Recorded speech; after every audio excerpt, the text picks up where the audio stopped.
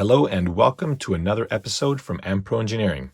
This is going to be another installment of the My Car series, and obviously we're going to be talking about my Midnight Pumpkin. This is one of the few cars that I did actually get new. So I got this when I was turning 13 years old. That means 1993, and it was my birthday present from my parents. When I say that it was my birthday present, I mean only it was my birthday present. A remote control was not included, nor was an ESC or even ball bearings. This was already quite a hefty purchase for them, and I was grateful to actually just have my first new car. This was inspired by a very close friend of mine who had the first Tamiya that I had ever seen, a Tamiya lunchbox. And in hearing all of his stories about the CW01 chassis, which, by the way, was not named CW01 at the time. This was just the lunchbox or the pumpkin, depending on which body that you had. But I thought his car was amazing, even though it was utterly destroyed, and therefore I wanted to have my own version of it. I was always a fan of this style 1950s Ford truck body. The vehicle's styling is based on the 1955 Ford F100. What we are looking at here is the 58070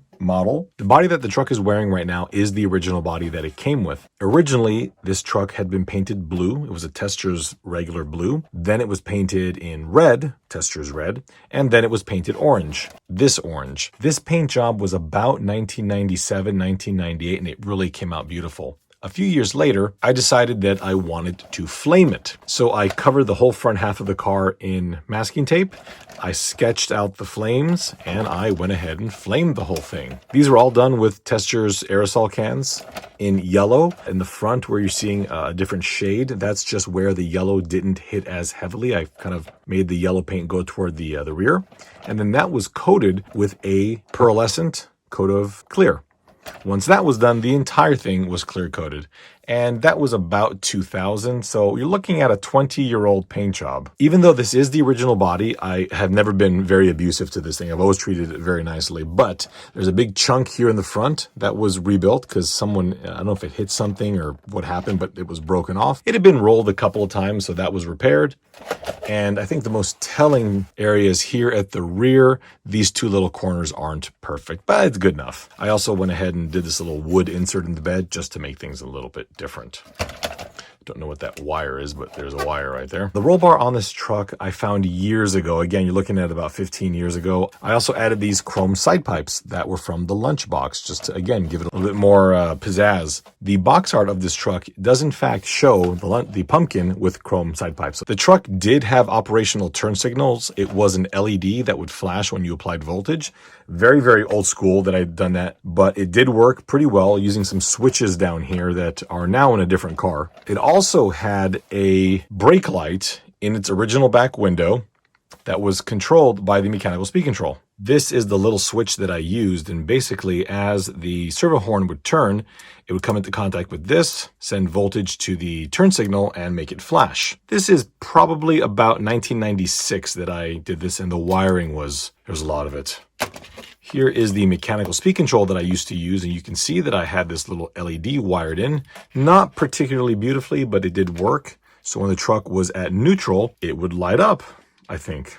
Maybe it was when it was in, I don't remember now. It's been too long. But this is the mechanical speed control. And the reason it left the car, as you can see, it's a little rusty here. And that is because it's broken. So what happened was a friend of the family had invited all of us to go to the beach with them. It was in Malibu.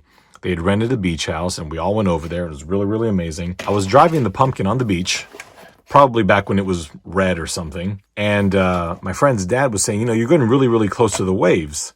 I said, it's okay. I won't get it wet. Well, he goes, well, let me try it. And give him the remote. The truck begins to kind of go a little crazy because the battery was running low and decides to run straight into the water. And that seized this thing up here completely. It also seized up all the ball bearings. And that is yet another reason why I despise the mechanical speed control. This is the truck's original tailgate. Well, some of it. I replaced it because obviously one of these things broke off, but this is the original blue that is under the layers of paint on this guy. The irony is that even though these had broken off, I had later replaced these with illuminated versions. So these do light up with the light bulb here embedded on the inside. This is an Ampro product, and I've got a whole installation video on these if you want to see it. Oh, And I forgot, this insert has also been done in pearl paint. I completely forgot about that. Wheels and tires, believe it or not, are original. You can see how little rubber is left on the rear ones. They should have at least double that thickness, if not even more. And the front is not doing much better. I've told everybody on the buyer's guide that this little center hub will crack and break off. And that's definitely the case, but you can kind of see how this truck was really not abused.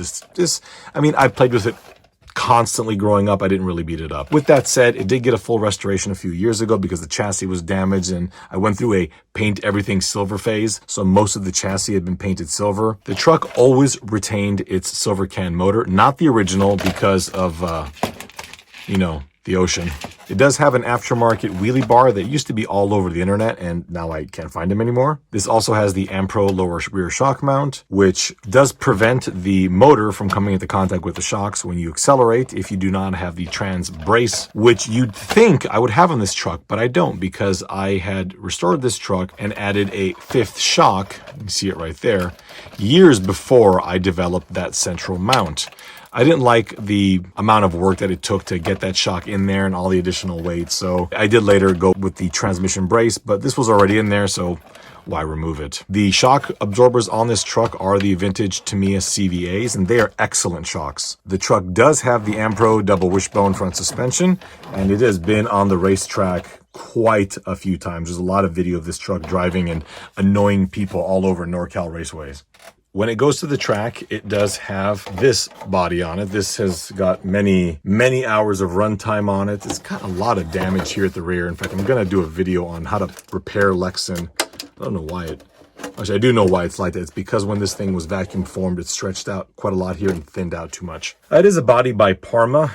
Team Blue Groove, I think, makes a newer version of this, and it was acceptable. It got the job done, I suppose. Speaking of bodies, we did see here that I do have a box art body. This is a body that I got just after the Midnight Pumpkin was discontinued, and painted this in black with testers. I painted it twice because the first layer of testers I put over the wrong primer, and the whole thing cracked. So stripped back down and repainted a second time. This is the optional art for the side. A lot of people aren't aware of this, but the lunchbox is known as Vanessa's lunchbox. This is Cindy's Midnight Pumpkin. I think we can get that reference right there.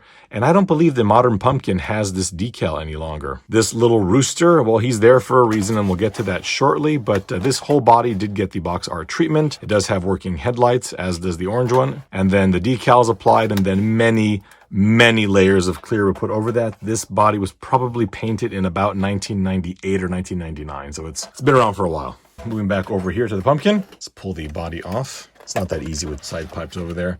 So we can see that we do have headlights. In fact, this is one of my few cars that is running the original Tamiya incandescent bulbs instead of LEDs. It does have LEDs here at the rear, and you can turn the entire lighting system on with this rear mounted switch.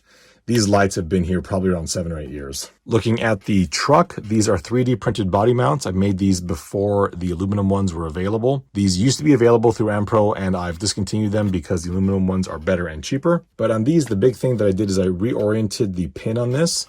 Now the body pin goes in this orientation. The original one went this way and would slowly chew away at the body, which was very, very annoying. Electrically, we do have probably it's an Airtronics 94102 servo, very ancient. We have a Novak Super Rooster. I'll talk about that in a minute. And then we've got our Airtronics receiver running channel 78, which it's been running since 1993. We do have a decorative mechanical speed control resistor at the back. And again, the original, well, not the original, but a vintage Mabuchi stock silver can motor. Coming back to the ESC. So funny story, in 1995, my dad got me a job working at an irrigation supply place called Modern Irrigation. I believe it was in the city of Montclair, California. And I worked that entire summer, so about 2.5 months or so. And my goal was to use that money earned and to buy a car with it. Well, it turns out that my dad told the owner that I was only working there for experience and not to pay me. I am not even joking about this. So my last day, when I was expecting to get, some huge check, he hands me $120 and says, "Hey, don't tell your dad I gave you this. I know that you were supposed to work here at no charge for experience, but thank you very much. And I remember looking at this $120, and I stood there until my mom came and picked me up. And when she got there, I got in the car absolutely silent. And she goes, "What's wrong?" And I explained to her what had happened, and she was just furious at my father. Absolutely furious. So she's like, "Well, what are you going to do with this money? Should we put it in the bank?" And I looked at her. I'm like, $120? No. Take me to the hobby shop. So we went to Tony's Hobbies and Toys in La Puente, I believe it was, California.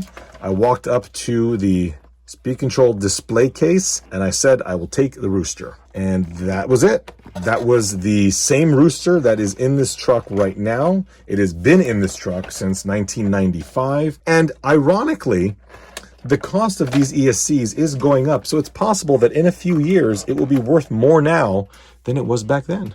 So yeah, it could have been a worse investment. One last story that I want to tell about this truck. Oh yeah, this has been broken for probably 20 years. My friend and I used to go to this place called Covina Racing, which really wasn't there very long. It was an indoor off-road track that catered to 1/8 scale gas cars. And yes, I did say it was indoors, so that really wasn't cool. But I would always bring the pumpkin along as spare parts for my buddy's lunchbox. So he would go out there every single day, destroy his lunchbox, part this thing out, and then on Monday he would go to the hobby shop after school, buy me new parts, and I would rebuild the pumpkin. And it just kept going on and on and on. So this Midnight Pumpkin probably has no original parts, minus the body, the wheels, and the tires, but what are you going to do?